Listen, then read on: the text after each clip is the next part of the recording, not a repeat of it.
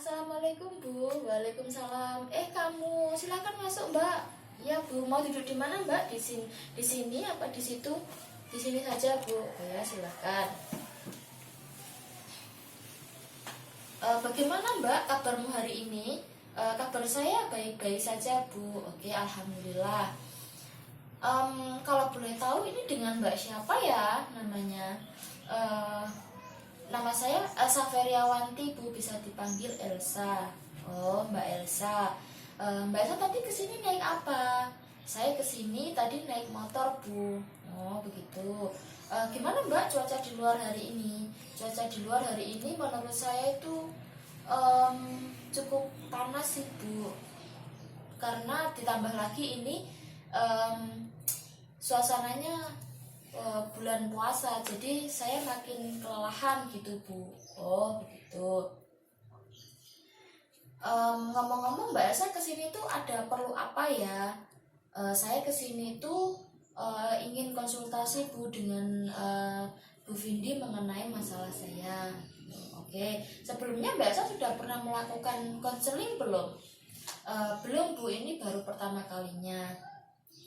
Oke, di sini saya akan menjelaskan mengenai apa itu konseling beserta dengan asas-asasnya, yaitu konseling adalah suatu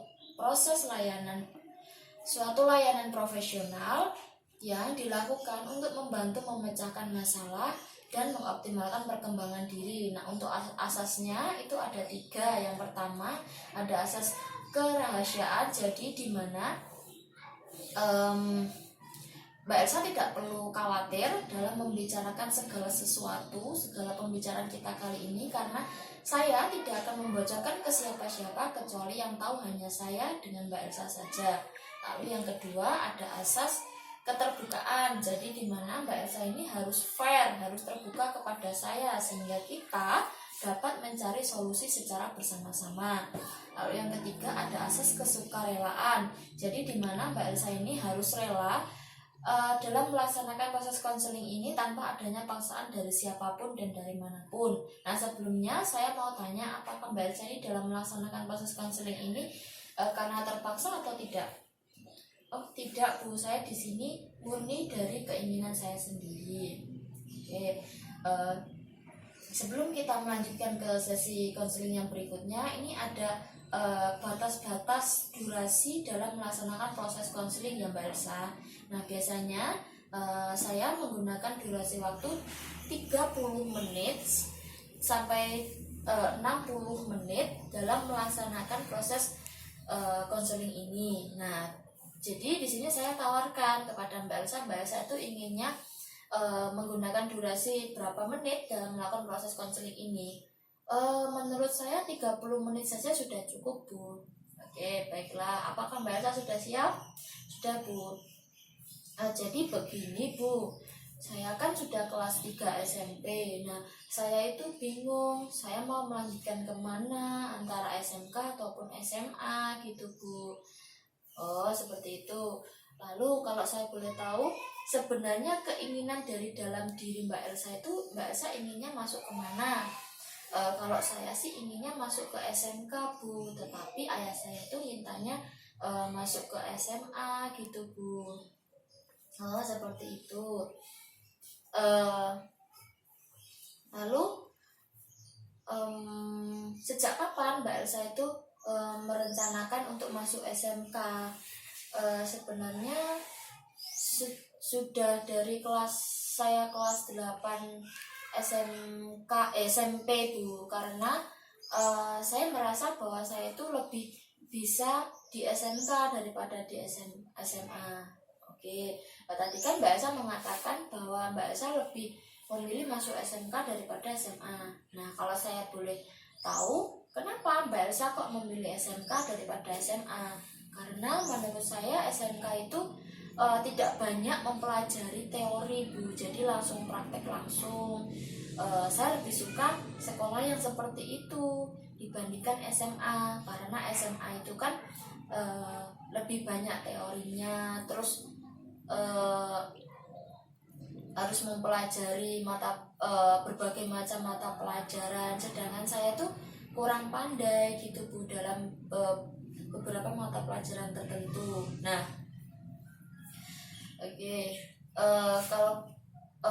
kalau saya boleh tahu, gimana hasil belajar kamu selama kamu di SMP itu? Nilai saya sih Bu ya pas-pasan.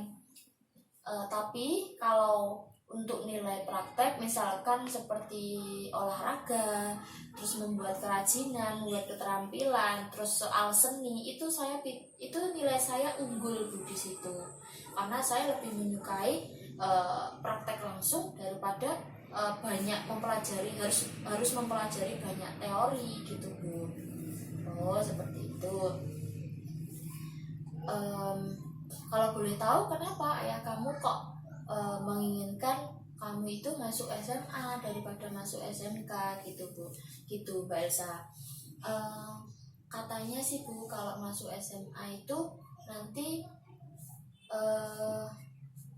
katanya ayah saya itu lebih fokus gitu loh Bu ke pelajaran, tidak hanya praktek saja, dan juga bisa lebih pandai daripada anak SMK gitu.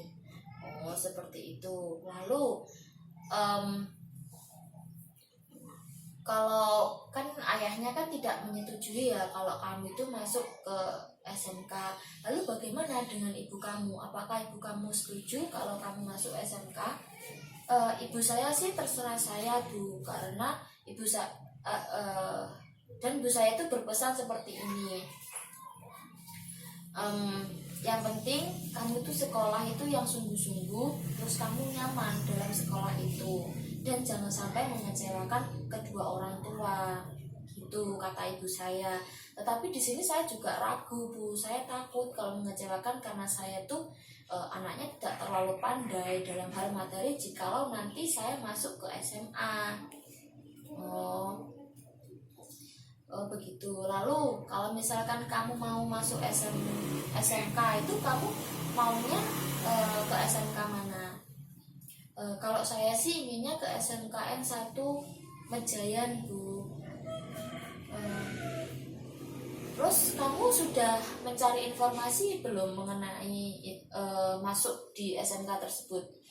Belum sih Bu, karena belum ada sosialisasi dari SMK 1 Mejayan itu ke sekolah saya di SMP saya gitu Bu. Jadi saya juga belum tahu informasi apa dan apa persyaratannya kalau misalkan masuk di SMK itu. Oh, seperti itu. Lalu tapi saya di sini saya juga bingung Bu. Nanti kalau misalkan saya masuk SMK, saya milih jurusan apa ya Bu yang sesuai dengan diri saya itu? Karena ada 2 jurusan yang saya inginkan dalam SMK itu. Oke, 2 jurusan itu apa saja? 2 jurusan itu di tata boga dan juga jahit Bu. Saya soalnya suka dengan keduanya. Kenapa kamu kok suka dengan 2 jurusan ini? Karena Bu, yang pertama kalau tata boga itu saya tuh sering membantu ibu saya di dapur, membantu masak, buat kreasi-kreasi makanan, kue dan lain sebagainya. Itu saya suka sekali Bu, itu dari saya semenjak saya SD kelas 3 sampai saya SMK kelas 3 ini saya sudah diajarkan untuk masak gitu. Tapi kalau jahit itu saya juga suka sih Bu, tapi saya masih juga belum bisa terampil gitu loh. Masih belum bisa, mungkin bisa dikatakan masih belum bisa bagus seperti penjahit-penjahit yang pada umumnya. Tapi saya bisa, tapi ya itu setengah-setengah gitu Bu. Tapi di sini saya sebenarnya lebih hobi ke masak ketimbang jahit gitu Bu. Oh, seperti itu. Kalau kamu memang menginginkan kamu memasuki jurusan tata boga itu, ya silahkan, kamu harus lebih banyak lagi belajar, tidak hanya belajar praktek memasak saja, tapi juga belajar secara teori. Supaya apa? Supaya kamu bisa memasuki SMK itu.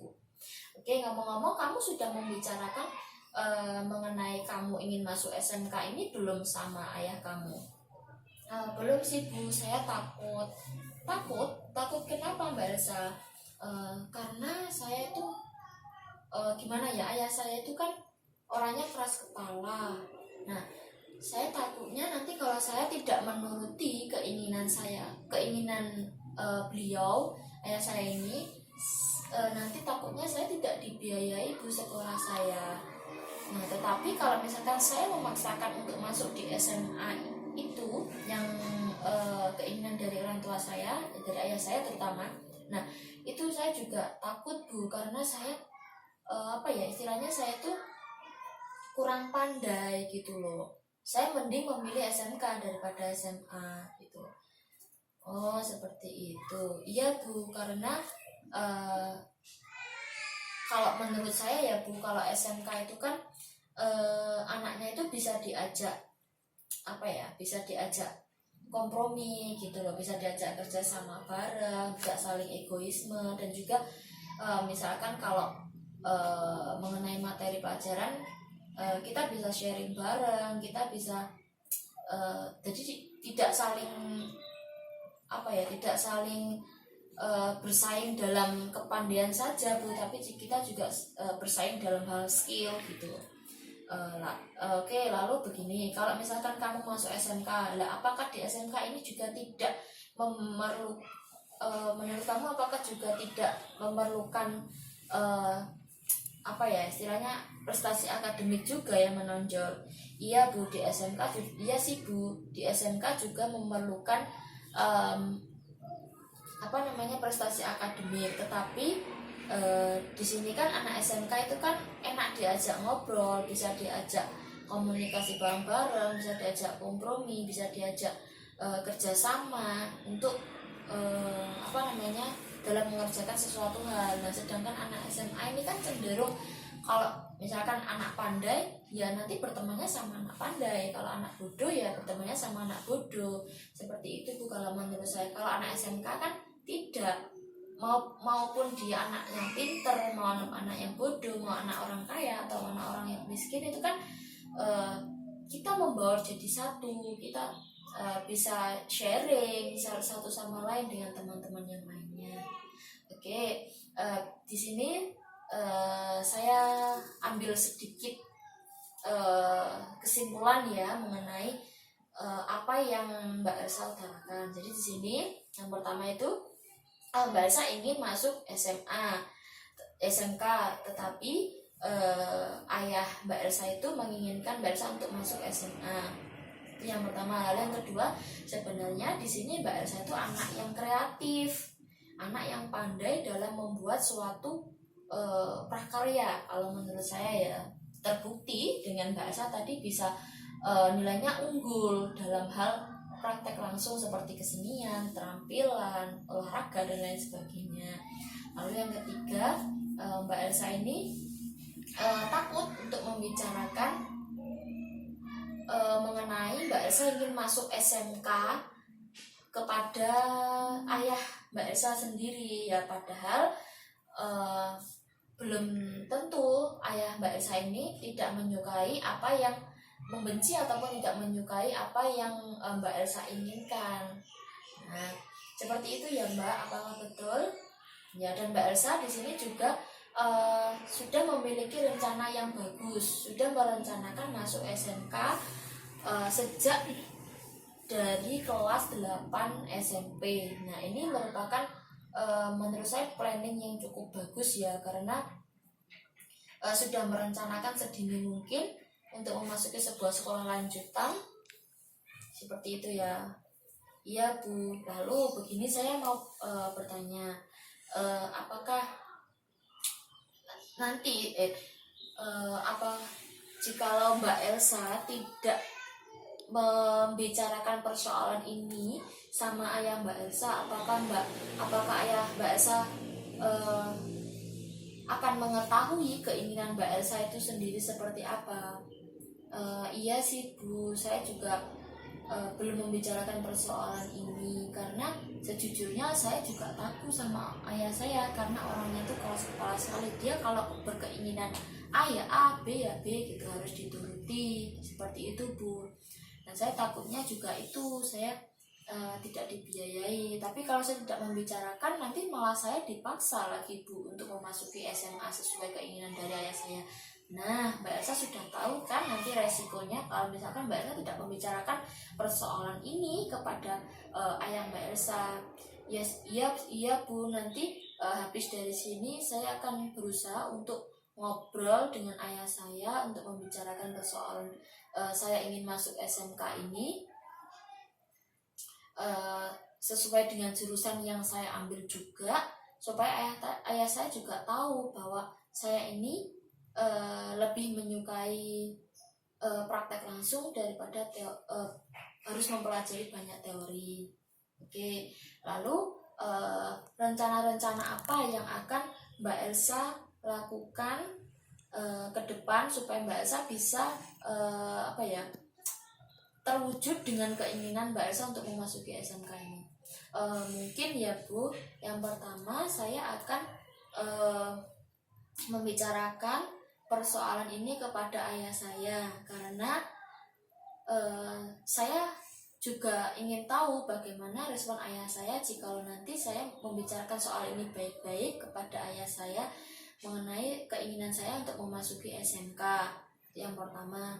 Lalu yang kedua, mungkin saya akan belajar lebih giat lagi Bu, supaya saya bisa memasuki SMK tersebut. Karena untuk memasuki sebuah sekolah baru, itu SMA ataupun SMK, itu kan pasti memerlukan prestasi akademik Bu. Nah, di sini saya akan belajar lebih giat lagi supaya nilai saya juga seimbang dengan nilai praktek yang saya lakukan di SMP ini, seperti olahraga, keterampilan seni dan lain sebagainya itu, supaya saya juga tidak kalah saing dengan peserta didik, dengan siswa-siswa lain yang ingin memasuki SMK itu Bu. Pastinya kan juga kalau memasuki SMK itu kan pasti juga banyak pesaingnya Bu, karena kita juga bersaing selain secara skill, tapi juga bersaing secara kepandaian intelijensi juga. Lalu yang ketiga, mungkin saya akan juga mencari informasi gitu Bu, mengenai bagaimana cara memasuki SMK itu, bagaimana melalui jalur apa, melalui apa juga syarat-syaratnya itu seperti apa. Saya juga akan mencari tahu, dan saya juga akan tanya-tanya ke mungkin dari sekolahan atau bagaimana, atau dari sekolah SMP saya gitu Bu, supaya saya bisa memasuki SMK yang saya inginkan gitu. Karena saya sudah sejak dulu gitu Bu, pengen sekali masuki SMKN 1 Mejayan itu. Oke, jadi di sini Mbak Elsa sudah bisa merencanakan kegiatan-kegiatan apa saja yang akan Mbak Elsa lakukan supaya Mbak Elsa itu bisa memasuki SMK yang diinginkan. Lalu dari planning Mbak Elsa tadi, apakah Mbak Elsa ini nanti sanggup untuk menjalankan ataupun untuk menerapkan pada kehidupan sehari-hari? Ya Bu, insya Allah saya sanggup, karena saya ingin sekali masuk SMK.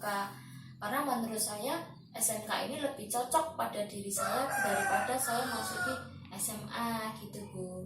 Oke, apakah dari pertemuan kita kali ini Mbak Elsa akan melanjutkan ke sesi yang berikutnya? Mungkin untuk sementara ini tidak Bu, maksud saya belum ingin untuk melanjutkan ke sesi berikutnya. Tetapi mungkin saja loh Bu, kalau misalkan suatu hari nanti saya ada kesulitan ataupun ada permasalahan lagi, saya akan datang ke sini. Oke, apakah Ibu apakah Ibu bersedia untuk membantu saya dalam menyelesaikan permasalahan saya nanti, jika nanti saya di tengah-tengah jalan misalkan ada problem yang lainnya gitu Bu? Iya Mbak, dengan senang hati saya siap untuk membantu Mbak Elsa. Oke, kalau begitu bisa saya akhiri ya Mbak dari proses pertemuan kita kali ini. Ya Bu, oke. Jadi kesimpulannya di sini Mbak Elsa sudah memiliki rencana. Yang pertama itu ya rencananya yaitu Mbak Elsa akan membicarakan persoalan ini kepada ayah Mbak Elsa, kalau misalkan Mbak Elsa itu ingin masuk ke SMK bukan ke SMA, supaya keinginan dari ayah Mbak Elsa ini bisa terpenuhi gitu ya.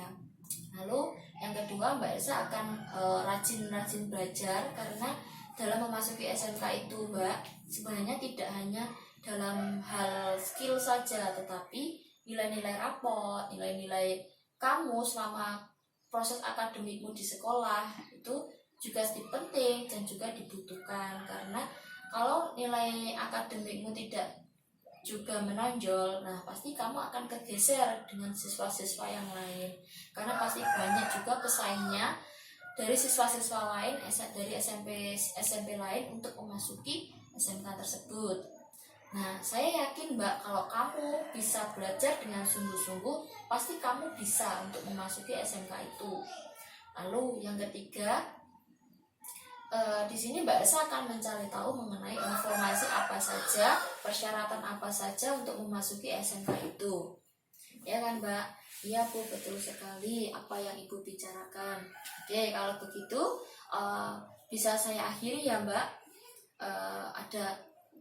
Ya Bu, terima kasih ya Bu sebelumnya, karena Ibu sudah membantu saya. Ya, oke Bu, kalau begitu Assalamualaikum Bu. Waalaikumsalam.